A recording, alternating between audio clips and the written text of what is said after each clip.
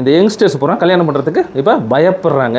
வாழ்க்கையில் ஒரு மாற்றம் வேணும்னு சொல்லிட்டு பெண்கள் எல்லாம் என்ன பண்ணிட்டாங்க, வேர்ல்டை எக்ஸ்ப்ளோர் பண்ண வெளியில் போயிட்டாங்க. டைம் அட்ஜஸ்ட் பண்ணி புரிஞ்சுக்கிறதுக்குள்ளேயே பிரிஞ்சிருவாங்க.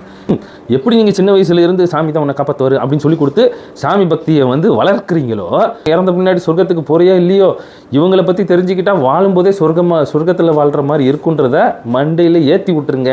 திருப்பியா பிறக்க போகிறோம், போன ஜென்மம் அடுத்த ஜென்மம்லாம் இருக்குன்னு எவனுக்கா தெரியுமா? யார் போய் பார்த்தாங்களா? ஏதோ சொல்கிறாங்க, கேட்குறோம், அவ்வளோதான். இருக்கிற வரல சந்தோஷமாக இருக்க வேண்டியதானே. நடிகர் திரு ஜெயம் ரவி அவர்கள் இன்னைக்கு ஒரு பேட்டி கொடுத்துருந்தாருங்க. பேட்டி கொடுக்கும்போது மனுஷனை உண்மையிலே பார்க்கவே முடியல, ரொம்ப சங்கடமாக இருந்தது. உண்மையிலே எமோஷனலாக அவுட் பஸ்ட் ஆகிட்டார்.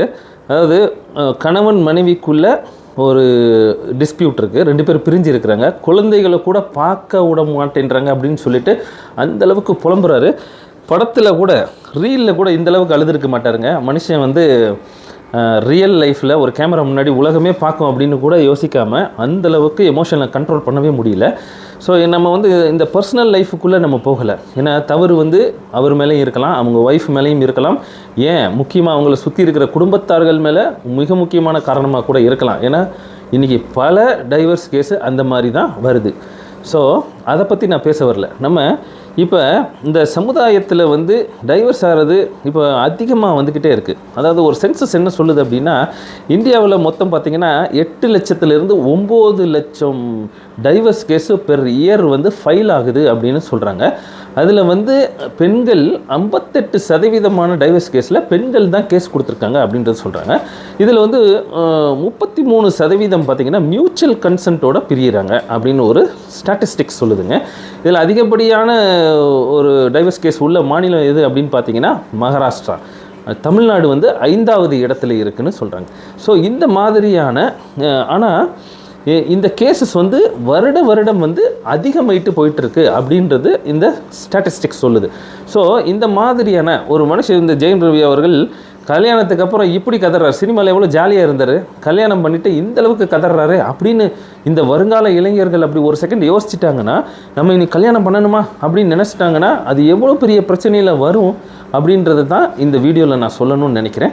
அவங்க பர்சனல் லைஃபுக்குள்ளே நம்ம போகலை, ஆனால் இந்த சமுதாய சீர்கேடு ஆகாமல் ஒரு கல்யாணம்னா எப்படி இருக்கும், அதில் வந்து எந்த மாதிரியாக இருந்தால் சந்தோஷமாக நம்ம லைஃப்பை வந்து லீட் பண்ணலாம் அப்படின்றதுக்காக ஒரு சில டிப்ஸுகளை சொல்லணும்னு நினைக்கிறேன். ஒரு சில அடிப்படையான விஷயங்களையும் நீங்கள் புரிஞ்சுக்கணுன்றதுக்காக இந்த வீடியோ நான் போட்டிருக்கிறேன். ஸோ அதாவது ஃபஸ்ட்டு வந்து மனுஷன் ஏன் கூட்டாகவே வாழ்ந்துருக்கான், ஏன் தனியாக வாழ கற்றுக்கல அப்படின்றத தெரிஞ்சுக்கணும். ஸோ ஒரு கற்கால மனிதனில் இருந்து அவன் தனியாக வாழவே இல்லை, இப்போ வரையிலும் தனியாக வாழ மாட்டேன்றான். வாழாமல் கூட்டாகவே குடும்பத்தோடு வாழ்கிறது மிகப்பெரிய சந்தோஷமாக இருக்குது அப்படின்னு அவன் நினச்சி அன்னையிலிருந்து வாழ்ந்துட்டுருக்கிறான். ஏன் அப்படின்னு பார்த்தீங்கன்னா, இந்த எவல்யூஷனரி ப்ராசஸ், அதாவது பரிணாம வளர்ச்சியில் மனிதனுக்கு மட்டுமே மிக அட்வான்ஸ்டு பிரெயின், அதாவது ஹைலி இன்டலெக்சுவல் சூப்பர் பிரெயின் இருக்குதுங்க. மற்ற மிருகங்களுக்கு இது கிடையாது. இப்போ ஒரு சிங்கம் புலி எடுத்துக்கிட்டிங்கன்னா அது வேட்டையாடும், சாப்பிடும், இனப்பெருக்கம் செய்யும், இவ்வளோ தான் அதோடைய it is a programmed brain. அதை தாண்டி அதனால் யோசிக்க முடியாது. மிருகங்களிடமிருந்து மனிதனுக்கு இருக்கக்கூடிய மிக முக்கியமான விஷயம் என்னென்னா, சிந்திக்கும் திறமை இருக்குது. அது மனிதனுக்கு மட்டுமே இருக்குது, இந்த உலகத்தில் வேறு யாருக்கும் கிடையாது. ஸோ இந்த மாதிரியாக இருக்கும் பொழுது எப்படி ஒரு மிருகத்துக்கு ப்ரோக்ராம்டு பிரெயின் வந்து அந்த அளவுக்கு தான் இருக்குமோ, இப்போ வந்து ஒரு சிங்கம் புலியவே நீங்கள் வளர்த்தாலும், நீங்கள் உங்கள் முதுகை காமிச்சாலோ இல்லை கீழே விழுந்துட்டாலோ அது வந்து அட்டாக் பண்ண ஆரம்பிச்சிடும். அது வந்து it is a basic instinct. அது அதோட பிரெயினில் it is a program, already programmed. So அதனால் அதை மாற்ற முடியாது, அது அப்படி தான் பிறந்திருக்கு. அதுபோல் மனிதனுக்கும் ஒரு சில விஷயங்கள் அவனுடைய மூளையில் ப்ரோக்ராம் ஆகியிருக்கு, அதுலேருந்து மாற முடியாது. அது என்ன அப்படின்னு பார்த்தீங்கன்னா, அதாவது இப்போ ஒரு மனிதனுக்கு வந்து சிரிக்கிறதோ அழுகிறதோ யார் கற்றுக் கொடுத்தா என்றைக்கே யோசித்து பார்த்துருக்கீங்களா? யாரும் கற்றுக் கொடுக்கல. பிறந்த குழந்தை அழுகும், பிறந்த குழந்தை சிரிக்கும். ஏன்? It is already programmed in the brain. இது ஆல்ரெடி இந்த பிரெயின்குள்ளே உள்ள ப்ரோக்ராமை தான் நம்ம பிறக்கணும். அதுபோல் ஒரு மனிதனுக்கு பலதரப்பட்ட உணர்ச்சிகள் இருக்குங்க. அவன் அழுவான், சிரிப்பான், டிப்ரெஷனில் போவான், அன்பு திடீர்னு தேவைப்படும், திடீர்னு வந்து ஒரு ஃபிசிக்கல் ரிலேஷன் தேவைப்படும். ஸோ ஒவ்வொரு கட்டத்துலேயும் ஒவ்வொரு உணர்ச்சிகள் அவனுக்கு மேலோங்கி வரும். ஸோ அப்போ என்ன அப்படின்னா, ஒரு தனி மனிதனால் அது செய்ய முடியாது. இப்போ ஒரு வீட்டில் ஒரு கணவன் மனைவி இருக்காங்க. மனைவி வந்து ஒரு சண்டே வந்து நல்ல கறி எடுத்து சமைச்சு சூப்பராக சமைச்சு அற்புதமாக சமைச்சு வந்து கணவனுக்கு கொடுத்துட்றாங்க. ஆனால் பல பேர் வீட்டில் இது நடக்கிறதே கிடையாது. அதாவது நல்லா இருக்குது அப்படின்னா வயிறு முட்டை சாப்பிட்டுட்டு அப்படி படுத்து தூங்கிடுறாருன்னு வச்சுக்கோங்க. இப்போ அந்த மனைவி என்ன நினைப்பாங்க, என்ன மனுஷன் சமைச்சமே கொஞ்சமாவது நல்லா இருக்கா இல்லையா, நல்லா இருந்தால் பாராட்டணும் அப்படின்னு கூட ஒரு அடிப்படை அறிவில் இருக்காது அவனுக்கு, என்ன மனுஷன்டா அப்படின்னு நினைப்பாங்க. அடுத்த தடவை சமைக்கும்போது அவங்க அந்த இன்ட்ரெஸ்ட்டோடலாம் சமைக்க மாட்டாங்க, ஏன்னா தானே செய்வாங்க. அப்போ இந்த பக்கம் இன்னொருத்தன் இப்படி சமைச்சு கொடுத்தது, நீ என்னம்மா நீ இப்படி சமைச்சிருக்க, நான் எதிர்பார்க்கவே இல்லை, இதுவரையிலும் இப்படி ஒரு டேஸ்ட் நான் சாப்பிட்டதில்லை, உண்மையை சொல்லுங்கள். அதைத்தாங்க அவங்க எதிர்பார்க்குறாங்க. ஒரு நல்ல ஒரு விஷயத்தை செய்யும் பொழுது அந்த பாராட்டுதலை எதிர்பார்க்குறாங்க பார்த்தீங்களா, அதுதான் மனுஷன் அது எதிர்பார்க்குறான். அது எங்கே வெளியாட்கள்கிட்ட இருந்தால் எதிர்பார்க்க முடியும், கூட இருக்கிறவங்ககிட்ட தான் அது எதிர்பார்க்க முடியும். அதுபோல் ஒரு மனுஷன் வந்து டிப்ரெஷனில் இருக்கும்போது மன வேதனையில் இருக்கான்னு வச்சுக்கோங்களேன். அப்போ அவன் அந்த டிப்ரெஷனில் இருக்கும்போது ஒருத்தர் வந்து அவனுக்கு ஆறுதல் சொல்லணும்னு நினைக்கிறான். ஆறுதல் சொல்லாமல் வெறும் டிப்ரெஷனில் அப்படியே விட்டுட்டா என்ன ஆகும், அது சூசைடு வரலும் போகுங்க. ஆறுதல் சொல்ல தெரியாத ஒரு மனுஷனே கிடையாதுன்றேன். அந்த மாதிரி ஒரு வீட்டில் நல்லாவே இருக்க மாட்டாங்க, இருக்க முடியாது. எப்படி நல்லா இருக்க முடியும்? சரி, அதாவது மனசு கஷ்டப்படும் போது வேதனைப்படும் போது, இப்போது மனைவி வந்து வேதனைப்படுதுன்னு வச்சுக்கோங்க, இல்லை அப்படி கூட விட்டுருங்க, அந்தளவுக்கு ரொம்ப காம்ப்ளிகேட்டாக யோசிக்க வேண்டாம். பிள்ளைங்க வந்து கஷ்டப்படும் போது பெற்றோர்கள் வந்து அரவணைக்கணும்னு நினைக்கிறாங்க. பெற்றோர்கள் வயதாகும் போது கஷ்டப்படும் பொழுது பிள்ளைகள் வந்து என்னாச்சுப்பா அப்படின்னு ஒரு ஆறுதலாக பேசணும்னு நினைக்கிறாங்க. ஏன் அப்படின்னு நினைக்கிறாங்க? கவனம் இருக்க வேண்டியது தானே, நம்ம பாட்டுக்கு நினச்சிக்கிட்டு அப்படி படுக்க வேண்டியது தானே. அப்படி பண்ண முடியாது. மனுஷன் அதை எதிர்பார்க்குறான், இயற்கையாகவே அதை எதிர்பார்க்குறான். கோபப்படும் பொழுது, திட்டும் பொழுது, ஒரு உணர்ச்சி வசப்பட்டு ரொம்ப டென்ஷன் ஆயிடுறான்னு வச்சுக்கோங்களேன், அவனை வந்து அன்பை அரவணைக்கணும்னு எதிர்பார்க்குறான், அன்பை அரவணைக்கணும்னு எதிர்பார்க்குறான். அப்படி நீங்கள் செஞ்சு பாருங்களேன். பல பேர் குடும்பத்தில் என்ன நடக்குது அப்படின்னா, கோவப்படும் போதோ இல்லை டிப்ரெஷனில் இருக்கும்போதோ விட்டுட்டு போயிடுவாங்க. சந்தோஷப்படும் போது 100 பேர் வந்து உட்காந்துக்கிட்டு சொல்லு அப்படின்ட்டு கேட்குறது. இதெல்லாம் என்ன குடும்பம் இது? இப்படி இருக்கிற குடும்பம் என்றைக்குமே ஜெயிச்சதும் கிடையாது, ஜெயிக்கவும் முடியாது, சந்தோஷமாகவே இருக்க மாட்டாங்க. நீங்கள் வேணால் போய் செக் பண்ணி பாருங்களேன். ஏன் அப்படின்னா மனுஷன் வந்து இதை எதிர்பார்க்குறான். அதே மாதிரி ஒரு ஃபிசிக்கல் ரிலேஷன் இருக்கும்போது அதையும் எதிர்பார்க்குறான். அப்போ யார்கிட்ட போய் இதெல்லாம் எது செய்ய முடியும்? ரோட்டில் போகிறவன்ட்டையோ இல்லை வெளியில் இருக்கிற 3வது நபர்கிட்ட அது செய்ய முடியாது. அப்போ கூடவே இருக்கக்கூடிய ஒரு ஆள்கிட்ட தான் இந்த விஷயத்தை எல்லாமே எதிர்பார்க்க வேண்டிய சூழ்நிலை இருக்குது. இதற்காகத்தான் அவன் தனியாக வாழ்கிறதுக்கு கற்றுக்கலை, குடும்பத்தோட அதுவும் ஜாயிண்ட் ஃபேமிலியோடு இருக்கணும் அப்படின்னு எதிர்பார்க்குறான், சந்தோஷமாக இருக்கணும்னு நினைக்கிறான். ஒரு விஷயம் இந்த பாயிண்ட்டை நல்லா தெரிஞ்சுக்கோங்க, தனி மனிதனாக இருக்கணும்னு அவன் எதிர்பார்க்கலை. அப்போ நீங்கள் வந்து கல்யாணம் பண்ணி வைக்கிறீங்க, இது ஒரு சாஸ்திர சம்பிரதாயம் முதல்ல வந்தது இது இப்படி. ஸோ இந்த கல்யாணத்தில் என்ன பண்ணிட்டான்னா, இந்த ஆண் ஆதிக்கம் அதிகமாகிடுச்சிங்க. முன்னாடி வந்து பெண்கள் வீட்டை விட்டு வெளியில் வரக்கூடாதுன்னு ஒரு சமுதாயத்தில் அப்படி ஒரு கட்டுப்பாடு இருந்தது. அப்போ இந்த ஆம்பளைங்க என்ன பண்ணிட்டாங்க, வெளியில் போய் வேலை செஞ்சுட்டு வந்து அங்கே வந்து பாஸ் வந்து எப்படி திட்டினாலும் அதை சமாளிச்சுக்கிட்டு அவனை அட்ஜஸ்ட் பண்ணிட்டு இருந்துருவாங்க. வீட்டுக்கு வரும்போது பெண்கள், நீ என்ன வேலைக்கு போகிற, என்ன கவனிக்கிறதோட உனக்கு என்ன வேலை, வந்த உடனே அதை எல்லாத்தையும் செய்யணும், கேட்காமே எல்லாம் செய்யணும் அப்படின்னு எதிர்பார்த்து பெண்களை போட்டு திட்டுறது, வெர்பல் அப்யூஸ், ஃபிசிக்கல் அப்யூஸ், இதெல்லாம் நடக்குது. அப்புறம் ஒரு கட்டத்தில் நீ சும்மா தானே இருக்க, போய் காசு கொண்டு வா அப்படின்னு இது சொன்னதுனால, இப்போ அந்த மாதிரி ஒரு காலகட்டம் இருந்ததுனால என்ன ஆகுது, இவங்களுக்கெல்லாம் வந்து இப்போ ஃப்ரஸ்ட்ரேட் ஆகி எப்படி இந்த ஊழலான ஒரு ஆட்சி, அதாவது வந்து இத்தனை வருடங்களாக ஊழல் ஆட்சிகள், ஒரு திருப்தி இல்லாமல் மக்கள் இருந்து ஒரு புது தலைவனை தேர்ந்தெடுத்தாங்க, எப்படி தளபதி விஜயை தேர்ந்தெடுத்தாங்களோ அதுபோல் மனமாற்றம் வேணும், ஒரு ஒரு ஒரு வாழ்க்கையில் ஒரு மாற்றம் வேணும்னு சொல்லிட்டு பெண்கள் எல்லாம் என்ன பண்ணிட்டாங்க, வேர்ல்டை எக்ஸ்ப்ளோர் பண்ண வெளியில் போயிட்டாங்க. வெளியில் போய் அதனுடைய விளைவு என்ன அப்படின்னு பார்த்தீங்கன்னா, மிலிட்ரியில் கமாண்டோ இருக்குது பார்த்தீங்களா, அந்த இதில் கூட பெண்கள் இருக்கிறாங்க. அந்த அளவுக்கு இப்போ டெவலப் ஆகிட்டாங்க. ஸோ இவங்களை இப்போ நீங்கள் அட்ஜஸ்ட் பண்ணாமல் எப்படி இருக்க முடியும்? நீங்கள் ஆணாதிக்கம் இருந்தது காலகட்டத்தில் ஒரு மாற்றம் தேவைப்பட்டு இப்போ என்ன ஆகுது, இதையும் சொல்லி ஆகணும். நான் எதுவும் ஒளிவு மறைவு இல்லாமல் சொல்கிறேன். பெண் ஆதிக்கம் இப்போ அதிகமாகிடுச்சு. என்ன ஆண் என்னென்ன செஞ்சானோ அதெல்லாம் இப்போ பெண்கள் செய்ய ஆரம்பிச்சிட்டாங்க. ஸோ இது ஒரு காலகட்டத்தில் இப்போ ஓடிக்கிட்டு இருக்குன்னு வச்சுக்கோங்க.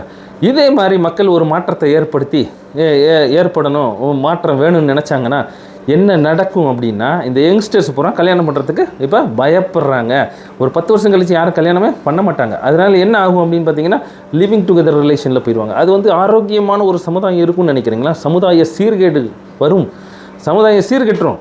உண்மையிலே எவனும் நடமாடவே முடியாது, என்ன வேணால் நடக்கலாம், என்ன எப்படி வேணாலும் இருக்கும், ஒரு கட்டுப்பாடு இருக்காது, ஒரு பவுண்டரி இருக்காது, எதுவுமே இருக்காது. அப்போ என்ன பண்ணுவீங்க, வாழ்க்கை வந்து வாழ்க்கையோட தரம் வந்து ரொம்ப கீழே போயிடும். ஸோ இதுக்கு என்ன பண்ணணும் அப்படின்னு பார்த்தீங்கன்னா, இந்த மேரேஜ் பண்ணும்போது என்ன பண்ணணுன்னா, நீங்கள் கணவன் மனைவியோடைய ரெஸ்பான்சிபிலிட்டி என்னன்னு சொல்லணும். அதாவது வேறு ஒரு இடத்துல மனைவி அந்த பெண் வந்து வாழ்ந்து அது ஒரு லைஃப் ஸ்டைலில் வாழ்ந்திருக்கும். இங்கே ஒரு பையன் வேறு ஒரு லைஃப் ஸ்டைலில் வாழ்ந்திருப்பான். 2 பேரையும் தெரியாத ஆளை போய் சேர்த்து வைக்கிறீங்க இல்லையா? சேர்த்து வைக்கும்போது அட்ஜஸ்ட் பண்ணுறதுக்கே அவங்களுக்கு டைம் ஆகிடும். அட்ஜஸ்ட் பண்ணி புரிஞ்சுக்கிறதுக்குள்ளேயே பிரிஞ்சிடுவாங்க. ஸோ இந்த மாதிரி பிரச்சனைகளுக்கு என்ன பண்ணணுன்னா, என்னை பொறுத்தவரையிலும் ஒரு 6 மாதம் அவங்கள பேச விடுங்க. நல்லா புரிஞ்சுக்கிட்டோம், கொஞ்சம் லவ் பண்ண ஆரம்பிக்கிட்டோம். லவ் பண்ணிக்கிட்டால் கூட அட்லீஸ்ட்டு புரிஞ்சுக்கிட்டாது வாழ்க்கையை நடத்துவாங்க. ஆரம்பிக்கும் போதே புரிஞ்சுக்கிட்டாது வாழ்க்கையை நடத்த ஆரம்பிப்பாங்கன்னு வச்சுக்கோங்களேன். இப்போ லவ் பண்ணி கல்யாணம் பண்ணுறதுலேயே நிறைய டைவர்ஸ் வருது. ஸோ இந்த இம்பார்ட்டன்ஸ், ரெஸ்பான்சிபிலிட்டி எதுக்காக இந்த சமுதாயம் இந்த மாதிரி கல்யாணம் பண்ணி வைக்குதுன்றதை தெரியப்படுத்துங்க. ஸோ ஒரு நாட்டினுடைய வளர்ச்சி எப்படி இருக்கணும்? சமுதாயம் நல்வழியில் இருந்தால் நாடு வளர ஆரம்பிக்கும். சமுதாயம் நல்ல வளர்ந்துருக்கணும்னா, நல்ல ஸ்டேட்டஸில் இருக்கணும்னா குடும்பம் நல்லபடியாக இருக்கணும். ஒவ்வொரு குடும்பமும் நல்ல சந்தோஷமாக இருந்தால், இந்த என்னென்ன சூழ்நிலையை புரிஞ்சுக்கிட்டு இருந்தால் இந்த சமுதாயமும் நல்லபடியாக ஒரு முன்னேற்றம் அடையும். அப்போ எப்படி ஒரு உடம்பில் வந்து செல்கள் is a basic unit of a body அப்படின்னு சொல்கிறோமோ, ஒவ்வொரு செல்லும் நல்ல ஆரோக்கியமாக இருந்துட்டா உடம்பு ஆரோக்கியமாக இருந்துடும். அதுபோல் இந்த family is the basic unit of the society. ஒவ்வொரு குடும்பமும் நல்ல ஆரோக்கியமாக இருந்துட்டால் இந்த சமுதாயமும் நல்ல வழியில் முன்னேற்றம் அடைந்து ஆரோக்கியமான வழியில் இருக்கும் அப்படின்றது தான் இதோடைய கருத்து. ஸோ இப்போ நீங்கள் ஒரு கல்யாணம் பண்ணும்போது என்ன சொல்லணும்? இந்த மாதிரியான ப்ராக்டிக்கல் விஷயத்தை புரிய வைக்கணும். நீங்கள் அப்போ வந்து ஒரு மேரேஜ் கவுன்சிலிங் இருக்கணும், அது வைக்கணும். ஒரு சில இதில் கிறிஸ்டியானிட்டியில் நான் கேள்விப்பட்டிருக்கிறேன். சர்ச்சில் கல்யாணம் பண்ணுறவங்கள நிற்க வச்சு அவங்கள சுற்றி இருக்கவங்கெல்லாம் வாழ்க்கையில் என்னென்ன பிரச்சனை வரும், அதை எப்படிலாம் சமாளிக்கலாம் அப்படின்றத சொல்லி கொடுப்பாங்களாம். That is called marriage counselling. அந்த எக்ஸாமில் பாஸ் பண்ணணும் அப்படின்னா கல்யாணம் அப்படின்ற மாதிரிலாம் நான் கேள்விப்பட்டிருக்கிறேன். உண்மையிலே நல்ல ஒரு விஷயங்க. இந்த மாதிரி விஷயத்தை எல்லோரும் கடைபிடிக்கணும். தயவுசெய்து சொன்னால் தான் அவங்களுக்கு தெரியும். இப்படி இருந்தால் தான் வாழ்க்கையில் சந்தோஷமான ஒரு லைஃப்பை லீட் பண்ண முடியும். என்னங்க பிறந்தோம், என்ன திருப்பியாக பிறக்க போகிறோம், போன ஜென்மம் அடுத்த ஜென்மம்லாம் இருக்குன்னு எவனுக்கா தெரியுமா? யார் போய் பார்த்தாங்களா? ஏதோ சொல்கிறாங்க, கேட்குறோம், அவ்வளோதான். இருக்கிற வரல சந்தோஷமாக இருக்க வேண்டியதானே. யாரையோ பற்றி தெரிஞ்சு வச்சுருக்கிறோம். ஒரு நடிகர் எப்படி இருக்கிறாரு, ஒரு கிரிக்கெட் பிளேயர் எப்படி இருக்கிறாருன்னு எல்லாத்தையும் தெரிஞ்சு வச்சுக்கிறோம். கூட இருக்கவங்க அவங்களுக்கு என்ன பிடிக்கும் என்ன பிடிக்காது, அவங்கள பற்றி என்னென்னு தெரிஞ்சுக்கிறதுல என்னங்க தவறு இருக்குது? அவங்க தானே பார்த்துக்க போகிறாங்க. இந்த மாதிரியான ஒரு விஷயத்தை மண்டையில் ஏற்றுங்க சின்ன வயசில் இருந்து. அப்படின்னா தான் இவங்களுக்கு அது புரியும். எப்படி நீங்கள் சின்ன வயசுல இருந்து சாமி தான் உன்னை காப்பாற்றுவார் அப்படின்னு சொல்லி கொடுத்து சாமி பக்தியை வந்து வளர்க்குறீங்களோ, நீங்கள் சொல்லலைன்னா தெரியாது, கண்டிப்பாக தெரியாது. ஒரு 7 வயசு வரலும் சாமியை பற்றியே சொல்லலைன்னு வச்சுக்கோங்க, அந்த மனுஷனுக்கு கடவுள்னா என்னன்னே தெரியாது, அதை பற்றி புரிஞ்சிக்கவும் மாட்டான், அதை பற்றி தெரிஞ்சிக்கவும் விரும்ப மாட்டாங்க. நீங்கள் பிறந்த உடனே ஏற்றி விட்டுறீங்களே, திருநூறு வைக்கிறீங்க, சிலுவை போடுறீங்க, அல்லான்னு சொல்லி ஓதுறீங்கல்ல, அதெல்லாம் பண்ணி எப்படி நீங்கள் செய்கிறீங்களோ அதுபோல் சின்ன வயசில் இருந்து கூட இருக்கவங்க தான் ரொம்ப முக்கியம். அவங்களுக்கு என்ன பிடிக்கும் பிடிக்காது அப்படின்றத தெரிஞ்சுக்கோ. அப்போ தான் வாழ்க்கை நல்லபடியாக வாழ முடியும். நீ சொர்க்கத்துக்கு இறந்த முன்னாடி சொர்க்கத்துக்கு போறியா இல்லையோ, இவங்களை பற்றி தெரிஞ்சுக்கிட்டால் வாழும்போதே சொர்க்கத்தில் வாழ்கிற மாதிரி இருக்குன்றத மண்டையில் ஏற்றி விட்டுருங்க. அது ரொம்ப முக்கியம். அது இருந்தால் தான் வாழ்க்கையில் இனிமேல் ஜெயிக்க முடியும். இல்லை என்றால் லிவிங் டுகெதர் ரிலேஷனில் போயிடுவாங்க. அப்படி போனால் சமுதாயம் சீர்கெட்டுரும். ஸோ ஒரு மாட்டு வண்டி இதுதான் குடும்பம்னு வச்சுக்கோங்க. அதில் ஒரு வீல் கணவன், ஒரு வீல் மனைவி. இந்த 2 வீலும் ஈகோ பார்க்காம மியூச்சுவலாக அண்டர்ஸ்டாண்ட் பண்ணிவிட்டு ஒருத்தவங்களை விட்டு கொடுத்து அவங்க அண்டர்ஸ்டாண்ட் பண்ணிக்கிட்டு யார் பெருசுன்னு போட்டி போடாமல் சேமாக ஒரே மாதிரியாக சுழன்று கொண்டு போனால் மட்டுமே வாழ்க்கை என்ற மாட்டு வண்டி கொடை சாயாமல் சரியாக போய்கொண்டு இருக்கும் அப்படின்றது தான் இதோட கருத்து. தயவுசெய்து இதை என்னன்றதை கேட்டிங்கன்னா, இந்த வீடியோவை பற்றி என்ன நீங்கள் புரிஞ்சுக்கிட்டீங்க, என்ன உங்களுக்கு இன்னும் ஏதாவது கருத்துக்கள் இருந்தால் அதை பற்றியும் சொல்லுங்கள், கமெண்ட்ஸில் சொல்லுங்கள். இன்னும் நிறைய இதை பற்றி பேசலாம் அப்படின்றத சொல்லி இந்த வீடியோ நிறைவு செய்கிறேன். நன்றி, வணக்கம்.